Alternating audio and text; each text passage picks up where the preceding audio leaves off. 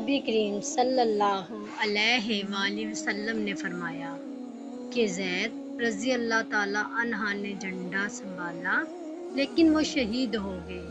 پھر جعفر رضی اللہ عنہ نے سنبھالا اور وہ بھی شہید ہو گئے۔ پھر عبداللہ بن رواحہ رضی اللہ عنہ نے سنبھالا اور وہ بھی شہید ہو گئے۔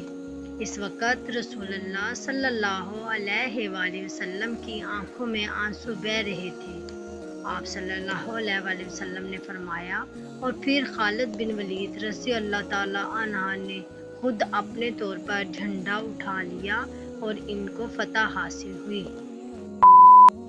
ایک شخص کی وفات ہو گئی۔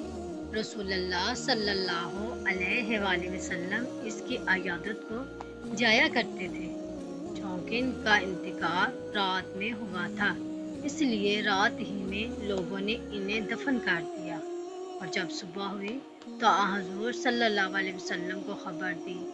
آپ صلی اللہ علیہ وآلہ وسلم نے فرمایا کہ جنازہ تیار ہوتے وقت مجھے بتلانے میں کیا رکاوٹ تھی؟ لوگوں نے کہا کہ رات تھی اور اندھیرا بھی زیادہ تھا، اس لیے ہم نے مناسب نہیں سمجھا کہ کہیں آپ کو تکلیف ہو۔ پھر حضور صلی اللہ علیہ وسلم اس کی قبر پر تشریف لائے اور نماز پڑھی۔